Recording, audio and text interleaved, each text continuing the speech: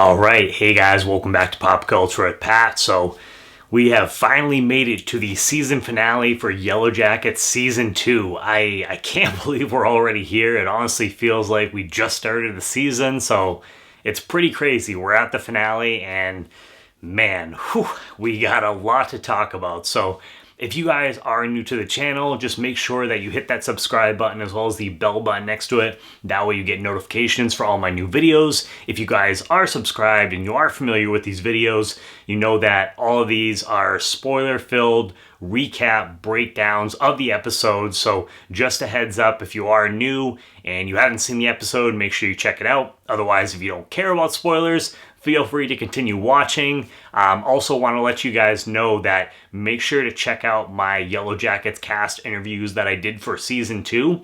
I just put up my most recent one, which was with Nicole Maines, who plays Lisa in the show, and we talk a little bit about the finale. So just a heads up, she kind of hints to what happens in there. If you've seen the episode, obviously you know what she's talking about now. But if you haven't, just a heads up, there's a little bit of, not spoiler talk, but kind of hints at certain things. So just a warning for that, but make sure to check it out. It was great talking to her. But without further ado, let's go ahead and talk about the episode. So episode 9 is called Storytelling, and it starts in the 90s timeline. It picks up right where last week's episode ended, which was a crazy, crazy ending, one of the craziest endings of the season. We see Natalie coming out of the woods, comes over to the cabin, and Travis is excited to see her at first because, you know, he's thankful that she's okay, she's alive.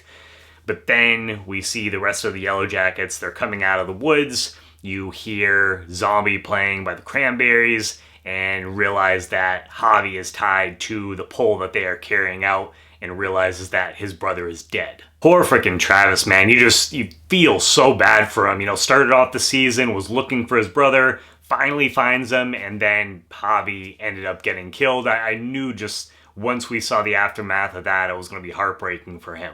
Then go to the present day where Lottie, she goes to grab one of the drinks that she prepared in last week's episode, goes to take a sip of it, and the rest of the group, you know, stop her and they say, hey, no, we should do what we used to do. We should do a hunt instead. And at first, the rest of the group is kind of looking at Shauna like, are you nuts? Like, what are you doing? But then they quickly realize that she's just trying to bide time while they figure out what to do with Lottie. So Shauna tells Lottie, she's like, hey, you should make sure that all of your people stay away from this while we're doing this tonight. And then Misty and Ty, they think that Lottie should be recommitted, but Nat and Van, they're like, no, we disagree, we're not going to do that. And then we get the intro to the episode. So after the intro of the episode in the 90s timeline, Misty ends up coming upstairs to go see Lottie, and she tells Lottie that they're going to be eating Javi. The wilderness ended up choosing him, and Lottie tells Misty, she's like, this is not what I wanted. How could you let this happen? And Misty kind of looks at her and says, you're the one who started this. Don't go making people feel bad about this now. So then Misty goes downstairs and tells the rest of the Yellowjackets that Lottie is pleased with this. And then Shauna and a couple of the other members, they go outside, and Shauna goes to gather Javi from Travis so that way they can prepare him to get eaten. And just in this situation, too, I was like, man, I feel bad for Shauna. It's always Shauna the one who has to do all of the hard shit where, you know, she has to cut up Javi.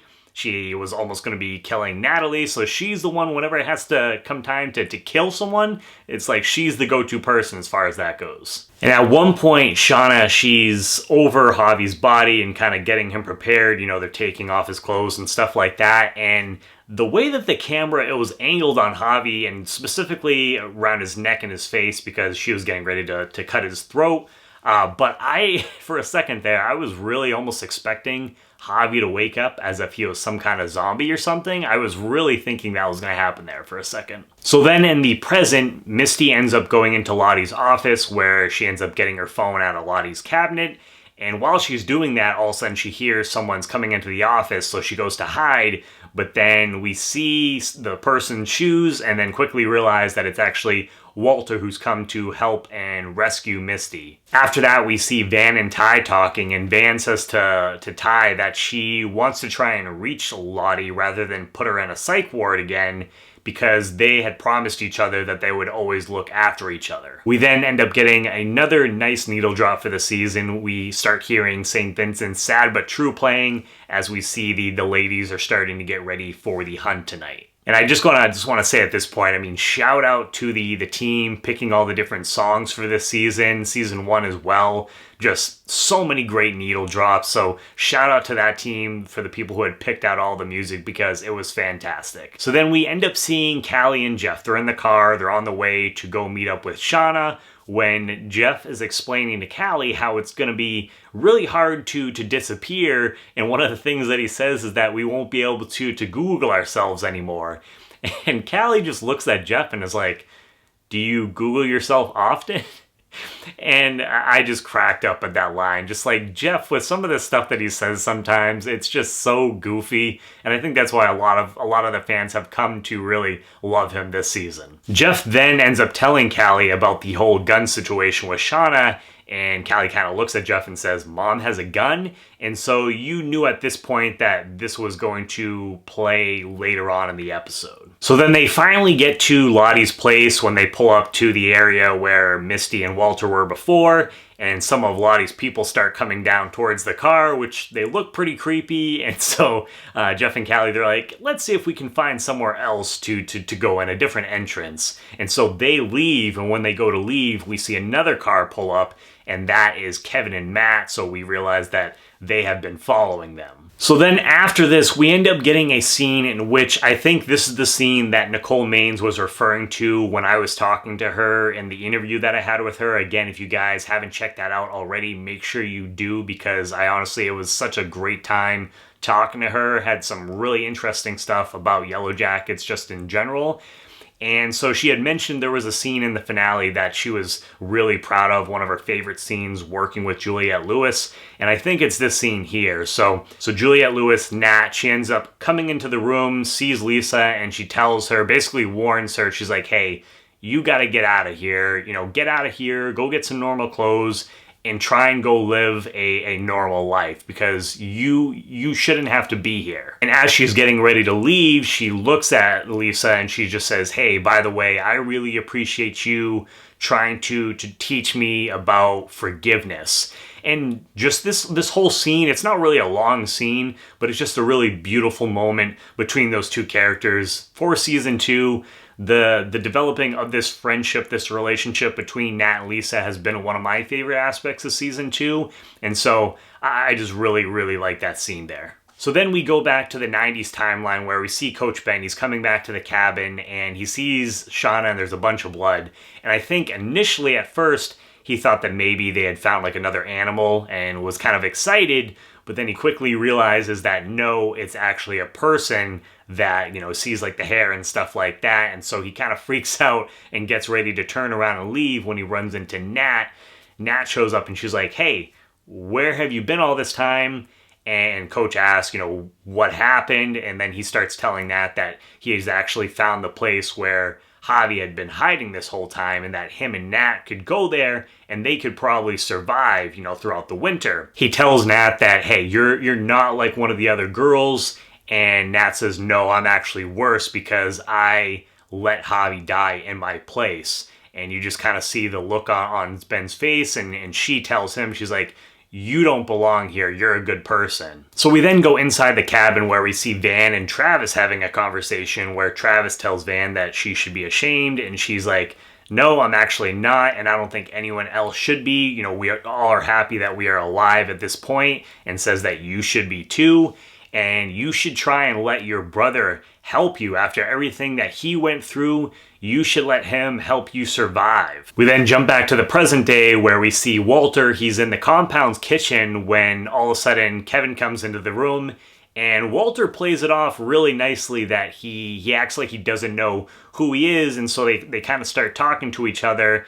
And then Walter, he explains that he's actually a detective too. So then Walter ends up offering Kevin a drink. And I knew right at that point, as soon as that happened, I was like, Kevin, you are in trouble here. And honestly, I was kind of surprised for being a detective, a police officer, that he would be so quick to take a drink from a random stranger inside this area where Looks like there's some sketchy people, some weird stuff going on, but he ends up taking the drink.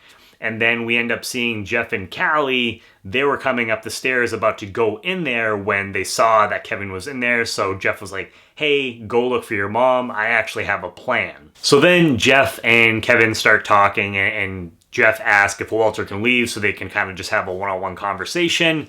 And then it's at that point that Jeff admits to Kevin that he was the one who actually killed Adam. You can tell that Kevin doesn't really believe it. He's like, come on, dude, what are you doing? But he tells him, he's like, yep, no, I ended up killing him.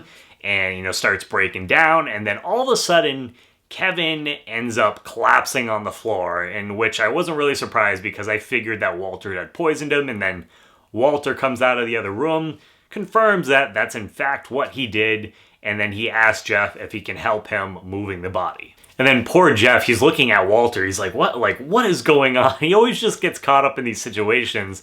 And then he thinks that Walter is part of the cult that's here. So then we go back to the 90s timeline and we get a really brief scene. We see Coach, he's in the cave, the tree area, and we see that it looks like he's trying to start a fire. He's scratching like rocks together. And then we see Shauna. She ends up coming in the cabin. She has Javi all chopped up, and she tells Travis to come over. Travis comes over. He grabs Javi's heart out of the plate that she has, and he takes a bite out of it before throwing it into the pan so that way it can start cooking. And then that kind of gives permission for the rest of the group. They all take other pieces and throw them into the pan so they can start cooking those pieces as well. And so after this, Misty ends up coming upstairs. She has some food for Lottie and she tells her to eat. And Lottie says that she thought that the wilderness wanted what was best for them, but now she's not really sure anymore. Then in the present day, we end up seeing Van and Ty. Ty's on the phone. She calls the crisis team that was supposed to come out and take care of Lottie, and she tells them to cancel it, that they're actually taking care of the situation and everything's fine. So then we see the ladies, they're gathering outside around the fire when Shauna asks Misty, she's like, hey, did you end up calling the crisis team? And Misty's like, yep, yeah, I told them it was urgent, so they should be on their way. Of course, we know that's not the case anymore. And then we see Lottie, she has the deck of cards ready to go. So then we see Callie. She's trying to look for her mom when she ends up running into Matt, but we realize quickly that she has Shauna's gun. I thought for sure at this moment, I was like, yep, she's definitely going to end up killing Matt. And so Matt is talking to her when he ends up getting a call, what looks like it's coming from Kevin, so he answers the phone. Hears like kind of some like weird noises. Hears Kevin's voice, but it's hard to hear him. We realize that it's Walter. He's using like a recording of Kevin's voice to try and, trick him. And it ends up working because Matt ends up leaving to try and go look for his partner and eventually ends up finding him in the trunk of the car. So then we go back to the Yellowjackets gathered around the fire and they start drawing cards again. Now, I thought for sure it was going to pick Nat again, just like it did in the past where it picked Nat. It was going to be some kind of like weird thing, almost like a, like Final Destination, if you've seen those movies where death has a specific pattern, and if it misses someone, it like eventually comes back and tries to get them to correct that. So I almost thought that was going to be the case, but no, Shauna's actually the one that ends up picking up the Queen card this time. A couple interesting things, though, that I want to point out about this before we go any farther. So Van, she ends up picking her first card. She doesn't get the Queen card. She goes to throw it into the fire, and it doesn't burn. Now, I'm wondering if this kind of ties into Van having survived multiple times, and I think, honestly, she's going to end up surviving again because I think some way, somehow, that the cancer is going to disappear. And so I don't know, I could just be totally reaching on that, but I thought that that's maybe what that kind of symbolized there. And then Lottie at one point, she looks at Ty and she's like, are you refusing to draw a card? Because you know what happens if you refuse to draw a card. And so obviously with that kind of like that interaction there, we know something like that had happened in the past at some point. So I'm sure we'll see that season 3, season 4, or whatever. So then the rest of the ladies, they end up putting on the mask and they give the option to Shauna of whether if she wants to run or if she can just submit. And Shauna kind of looks at him and she's like, you guys do realize that there wasn't an it before, it was just us. But then they end up chasing Shauna, and it was just crazy, this sequence, how quickly all of them seem to turn on Shauna in that moment. So we go back to Matt. He ends up finding Kevin's body when Walter shows up, and he says to him, he's like, hey, basically you have two options here. One, you can be the hero, everything can be blamed on your partner, or the other option is that all of this can end up being blamed on you instead. And so he kind of gives him that choice, and then he says, hey, by the way, I called the local police, so they're on their way as well. So then the ladies, they're chasing Shauna through the woods when all of a sudden we hear a gunshot go off, and we see that Callie has shown up, and she shoots Lottie in the arm. Lottie ends up saying, it is here with us now, and then Shauna looks at everyone and says, where is the psych team? And then Ty says that, yeah, the psych team isn't coming because they ended up canceling that call. Then in the 90s timeline, we see Lottie, she ends up coming downstairs. Van is telling a story to everyone in the cabin. She tells a story about the wilderness, and we then see a scene of Coach. He's outside of the cabin. He has like an axe, I believe, some rope, and he has some matches, and I'm like, what are you doing, Coach? So Lottie, she speaks up at one point during the story, and she says that she never actually wanted to be the leader. The wilderness had just chosen her because she was the only one that was willing to listen, but now that it feels like it doesn't really need her anymore because everyone is listening, and that now they need a leader to help them, survive and move forward, and she thinks that person is Nat. We then jump back to the present day where Lottie is telling the Yellowjackets, she's like, it's always been with us. Natalie kind of freaks out at this point, and she's like, why are you always like this? And then Lisa shows up with a shotgun. And so Lisa's there with a shotgun, and I knew at this point, I was like, shit. I knew this was not going to end well because, again, another part of my interview that I had with Nicole Maines, she was talking about the finale, and I had asked if she ever thought that her character, Lisa, and Misty would ever get along.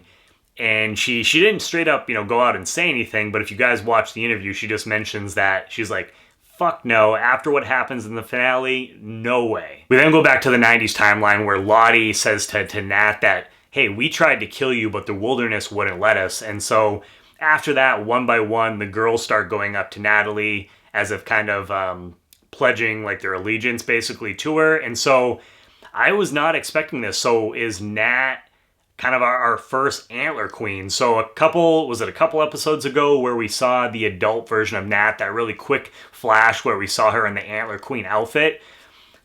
I thought that was just maybe some kind of weird hallucination or vision or something like that, but no, it looks like Nat is actually our first Antler Queen, and I say first because I have a feeling that Nat won't be the only one, that there will probably be multiple Antler Queens throughout the show. But it was nice to see for a second because you see Nat smiling, and I think she was smiling because she was just happy to finally feel accepted by everyone there, except for we see Shauna, the look on her face, and she comes up to Nat, and you can tell that she's not very happy about this. So back in the present day, we have Lisa. She's asking what did they do to Lottie and what's going on, and she has the gun pointed, and so Misty, we see her pull out something, looks like she has like a needle to inject her. She goes over and tries to stab Lisa, but instead Nat pushes her out of the way and ends up getting stabbed herself because we saw in the past where she ended up letting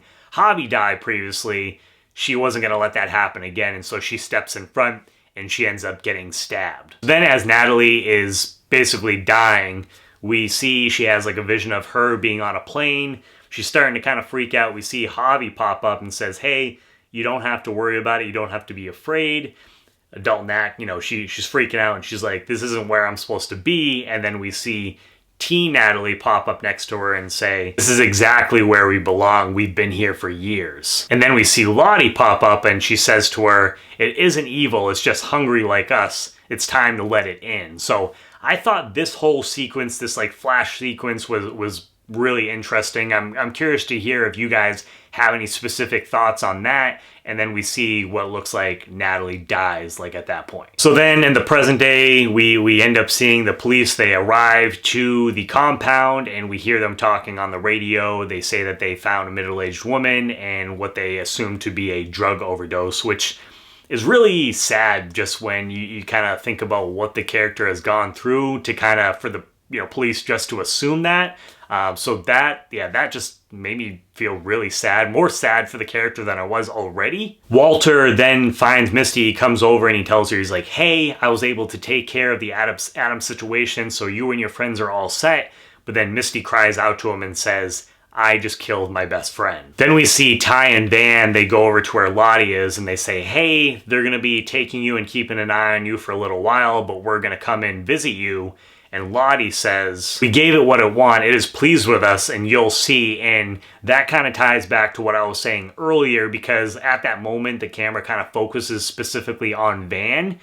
And I just think that after this sacrifice with Nat, if she is actually dead, because I kind of think that maybe she might not be dead. We'll get into that in a second. But so I think that if she is in fact dead, then that would be a sacrifice. And I think because of that, that might play into why Van, you'll see next season that her cancer disappears kind of miraculously. So then as the episode is starting to wrap up, we're in the 90s timeline period where we see Shauna, she's writing in her journal, and we see something along the lines where it says, how could it not pick me, or how could it not be me, referring to the fact that she wasn't picked to be the leader. And I think I saw something in there just saying that she would, she was willing to do everything or something along those lines.